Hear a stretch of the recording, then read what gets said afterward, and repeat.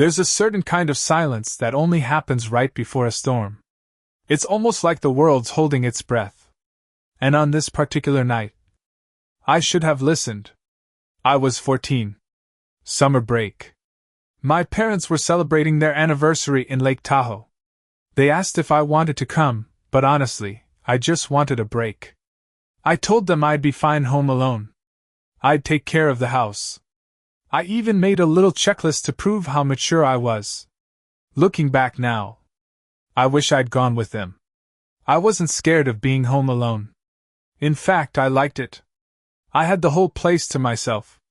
I could play games, blast music, stay up till 4 a.m. binging weird horror YouTube channels, without getting side-eyed by Mom or reminded by Dad to go touch grass. I set up camp in the living room. My favorite blanket. Chips. An energy drink I wasn't technically allowed to have. It was going to be the perfect solo weekend. I was deep into those animated horror stories. You know the kind. Titles like I Saw Something Move Inside My Closet or True Home Alone horror stories. I remember this one video in particular, about a guy who kept seeing the same figure outside his window at night. I even laughed at the narrator. Like, dude, just close your blinds. That would be ironic. Very ironic. Around 8:30, the rain started. Nothing heavy, just a drizzle. Enough to give that comforting background sound. You know what I mean, the kind that makes you feel like you're in a bubble, tucked away from the world. It was around 9 when I first got the feeling. I can't explain it. There was no noise. No shadow. Just this weird tension in the room. Like someone had just walked in. I paused my video and looked toward the window. Nothing. Rain. My own reflection. Still. I got up. Walked over. Peeked through the blinds. Not a soul outside. No movement on the street. Just my neighbor's porch light flickering a little in the wind. I told myself I was just spooking myself with all the horror content.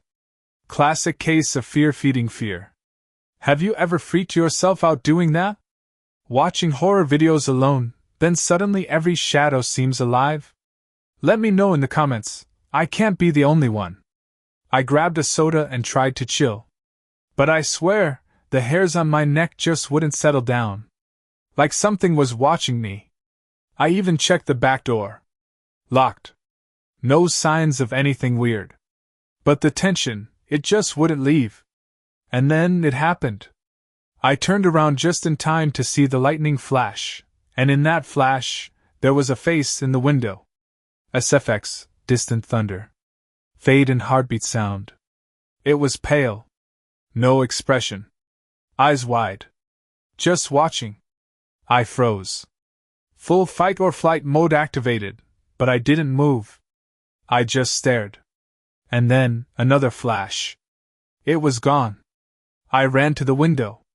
Pulled the curtains open. Nothing. Just the tree line swaying. The rain. My own face in the reflection. I told myself it had to be a reflection. Or maybe, a trick of the lightning. But my hands were shaking. And I never shake. I locked everything. Every door. Every window. I even pulled the blinds in rooms I wasn't using. Then I sat in the living room, with the TV muted. Just listening. Then came the tapping. Not loud. Just deliberate. Tap. Tap tap. Pause. Tap. Like fingertips against glass. I didn't move. I just whispered to myself. It's just the rain. But deep down, I knew it wasn't. I sat there for what felt like an hour, but it was probably 10 minutes. Every muscle in my body was tense. I didn't even realize I was holding my breath until I finally let it out, and even then, it sounded too loud in the silence. I couldn't shake it. That face. That expressionless, too still face burned into my memory. It didn't blink. It didn't react. Just stared. That's what unsettled me most. I got up and turned on every light in the house, one by one. Like a kid warding off monsters. But here's the thing, I didn't feel safer. I just felt more exposed. Like the lights made it easier for something outside to see me, but not the other way around. Eventually, I ended up back in the living room. Phone in my hand. Debating whether I should call someone. I messaged my best friend Jake. I didn't want to sound like a coward, so I played it cool. "Dude, you ever see something at your window and freak yourself out?" He responded with a gif of Michael Myers standing outside a window and a skull emoji. "Bro, you been watching those creepy animation vids again, huh?" I typed out, "I think I saw someone for real," but deleted it. What was I gonna say? "Hey man, I think a pale dude just watched me through my living room window like a serial killer?" Instead I just sent, "Yeah, probably nothing. Just the storm messing with me." You know what's wild? There's actual science behind the feeling of being watched. It's called gaze detection. Your brain can sense when someone is looking at you, even from behind. Some studies show our vision system processes eyes as a special signal, separate from the rest of the face. Have you ever turned around because you felt someone's eyes on you, and someone really was looking? Let me know. Seriously. Around 10:15, I finally gave in. I dialed 911. I felt stupid explaining it. "Hi, I saw a face in my window but it's gone now, can you send someone?" I half expected them to tell me to go to sleep. To my surprise, they were calm. Asked if I lived alone. Said they'd send a car to do a perimeter check. 2 officers pulled up about 15 minutes later. I recognized one, Officer Burns. He lived in our neighborhood. Used to give kids candy on Halloween. I let them in. They walked the perimeter with flashlights. Checked windows. Found nothing. No footprints, but it was raining hard. Any evidence would have been washed away. Could have been a prank, Officer Burns said. Or maybe just your reflection in the glass. I nodded like I believed him. But I didn't. Not even a little. Here's why I knew it wasn't a reflection. My reflection doesn't have cheekbones like that. My reflection doesn't have sunken, hollow eyes. And my reflection doesn't linger when lightning flashes, it moves when I move. That face didn't. They left around 10:50. Told me to keep my phone close, lock up, and call again if anything weird happened. As if I wasn't already gripping my phone like it was a life vest. I decided to go upstairs. I figured being higher up might help me feel safer. If nothing else, I could see the yard from above. I shut all the blinds tight. Triple-checked the locks. I even pushed a chair in front of my bedroom door like I'd seen in movies. It didn't help much. I laid down. Lights off. Rain still coming down. Thunder getting more distant. But that feeling, it came back. That pressure in my chest. Like something was waiting. Not moving, just out there. Then came the tapping again. This time, from my second-floor window. There he was. Same pale skin. Same empty expression. Eyes wide, like he was trying to memorize me. This time I didn't scream. I didn't run. I just stood, frozen, staring back. My window doesn't even have a ledge. How was he standing there? I backed away. I remember hitting the floor. Still staring at that face. Another flash of lightning, and it was gone. Not walked away. Not ran. Just vanished. I panicked. Locked my bedroom door. Hid in my closet. I called 911 again, whispering into the phone like they'd hear me through the walls. I saw him again. He was at my second-floor window this time. They promised they were sending someone immediately. I stayed in the closet until I heard knocking downstairs, real knocking. From the cops. They searched the property again. No footprints on the back porch. No ladder. No tree branches close enough to climb.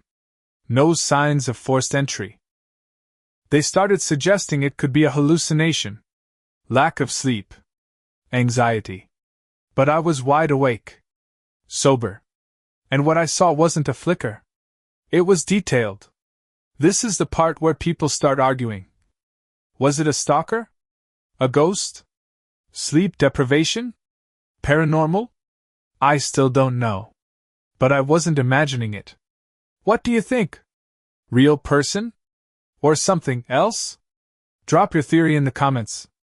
I want to see what people make of this. I didn't sleep the rest of the night. Every creak made me flinch. I kept the light on, holding a flashlight like it was a weapon. I watched the window until the sun came up. When morning finally came, it didn't feel like relief. It felt like a pause. Like whatever had visited me wasn't gone, just waiting again. I walked through the house, lights still on, checking every lock for the 100th time. I made breakfast. I couldn't eat it. I tried turning on cartoons like I used to when I was younger, thinking it might feel comforting. But it just felt off. Everything felt off. The house that had always felt like home suddenly felt like someone else had been living in it while I slept. I knew I had to do something, anything, to keep myself busy. So I went up into the attic. My parents had been bugging me to help clean it out anyway. At first, it was just dust, old boxes, cobwebs. Then I found something weird. It was a beat-up box, labeled in my dad's handwriting. Inside were old photos. Most of them were from before I was born. Family vacations. Black and white shots of relatives I'd never met. But then I found one photo. That made my blood run cold. It was our house. Same paint. Same porch. But the photo was old. At least 20 years ago, based on the date on the back. In the photo, someone was standing in the second-floor window. Not just anyone. That face, pale. Hollow eyes. Same blank stare. Same position as the night before. Like he'd never left. I called my parents immediately. My mom answered, her voice cheerful and echoing in a restaurant. I asked her if we were the first family to live in this house. Of course not, she said. We bought it from an older couple. Why? I told her about the photo. About the face. She went quiet. Oh honey, she said, that house has always given me the chills. Even when the Richardsons lived there. Did something happen? I asked. She looked down at her hands, wringing them slowly. There was a boy, she said. Their son. He was strange. Didn't talk much. Always watching from the window. He died when he was 14. 14. The same age I am now. How did he die? I asked. She shook her head slowly. They say he fell from the attic window. But there were rumors. Some say he jumped. Some say he was pushed. No one really knows. That's odd, she said. We don't have any family pictures of the house before we moved in. I didn't tell her everything. Not yet. I didn't want to ruin her weekend. But I saved that photo. Taped it to my wall. A reminder, I'm not imagining this. That afternoon, I went next door to talk to Mrs. Halvorsen, our elderly neighbor. She'd lived in the neighborhood for decades. She remembered everything. I asked her about the house. About the people who lived in it before us. I asked her his name. She furrowed her brow. Leland. Leland Richardson. I remember writing that name down. It sounded old. Out of place. Like a name from a different time. That night, I went up to the attic again. I had to see the window he supposedly fell from. But here's the thing. That window doesn't open.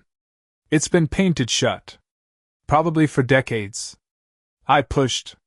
Pulled. Even tried prying it with a screwdriver.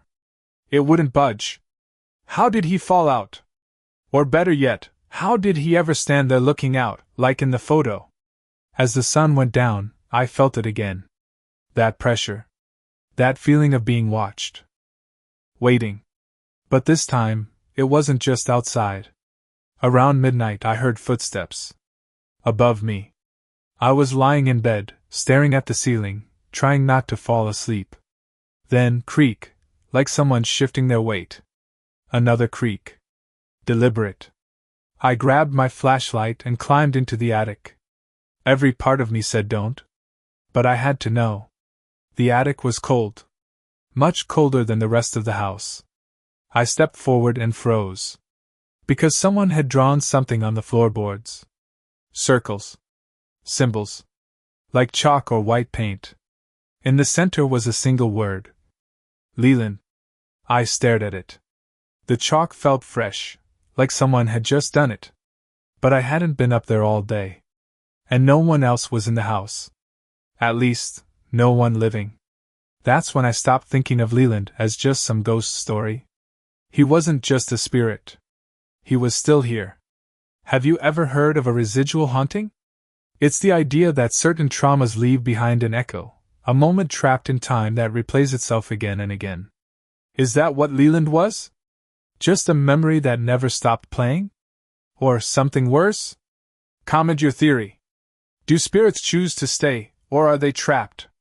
I don't know why I did it, but I left a candle in the attic that night. Unlit. Just placed in the center of the chalk circle. And then I closed the door. Locked it. And told myself I wouldn't go back up. I lied. After the attic, I didn't sleep. Couldn't. I just sat at the kitchen table, watching the shadows shift as the sun rose. I kept thinking about that name scrawled in chalk. Leland. Like it had been waiting all this time, just for me to find it. I needed answers. Real ones. So I grabbed my laptop and started digging. Local news archives. Public records. Anything. I searched Leland Richardson and death and attic.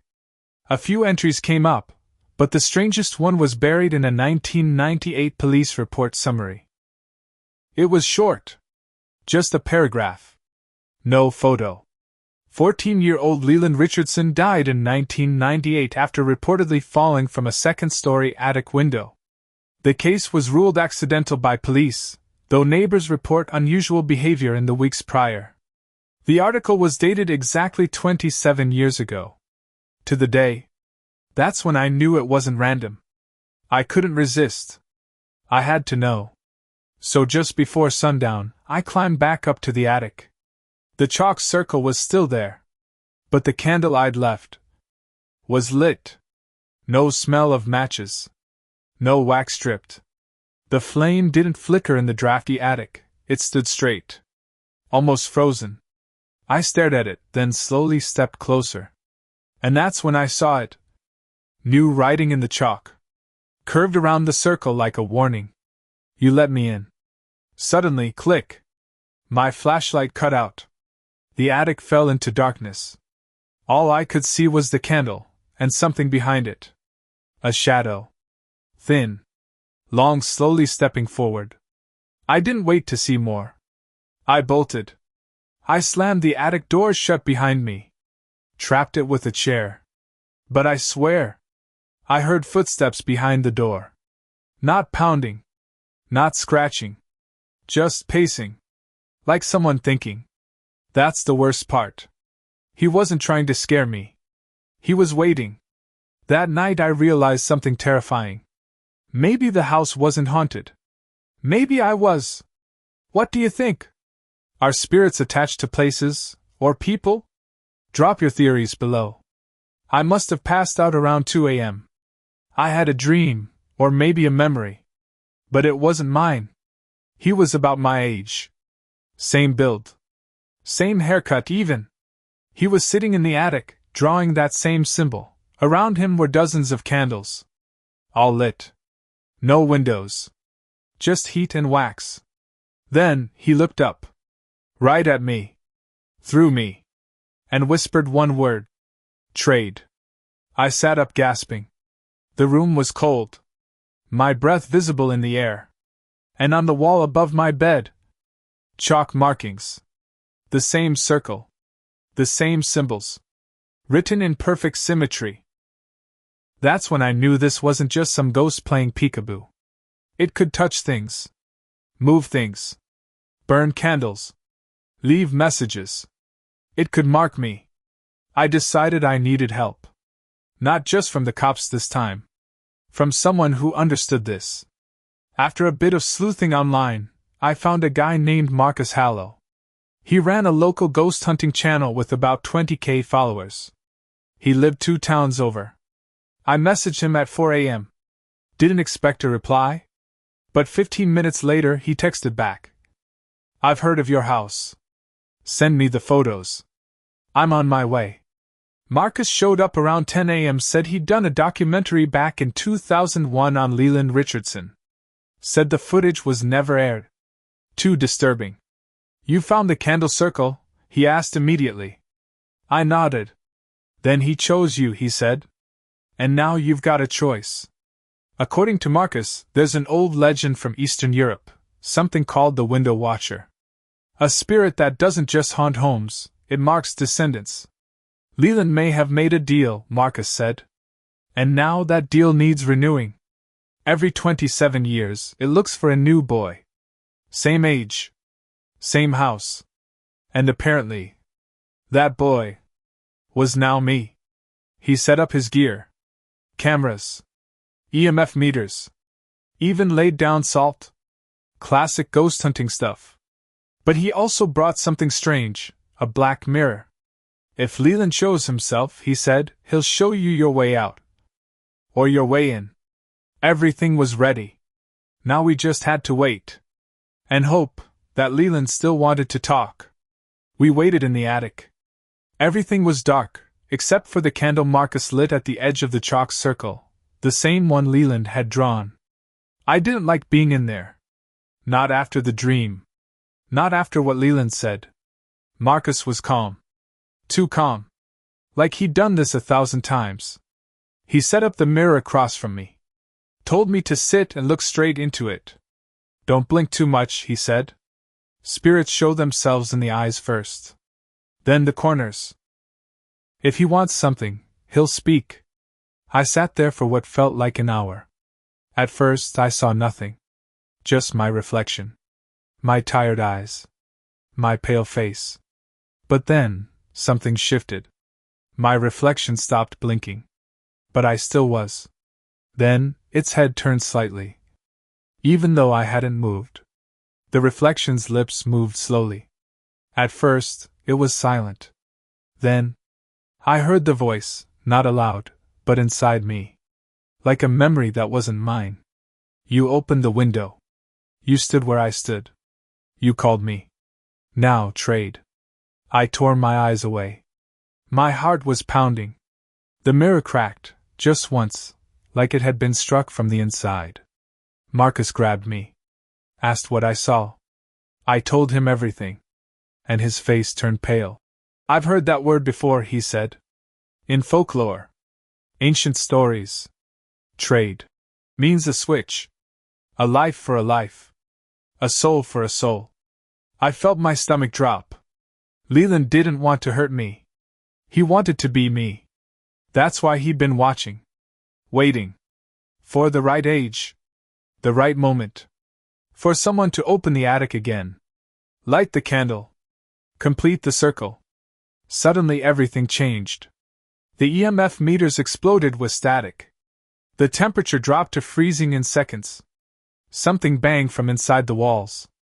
The house itself shook, groaning, like it was alive. Then, the attic door slammed shut. On its own. He's stronger than I thought, Marcus muttered. We have to finish this tonight, or he stays. I didn't like how he said he stays. Did he mean Leland? Or me? I looked back at the mirror, stupid, I know, and my reflection wasn't me anymore. It was Leland. Same blank stare. But now, he was smiling. And crying black tears. Then he said, aloud this time, no echo. Let me wear your face, just for a while. It felt like my body was being pulled inside out. Like something was trying to push in where I already existed. I screamed. I reached for the salt line and dragged it between me and the mirror. The wind stopped. The EMF meters died. Everything went still. But the attic still felt full. Like the air was watching. Marcus finally got the attic door open. We ran downstairs, hearts racing. That night, Marcus and I went back up once, with gasoline and matches.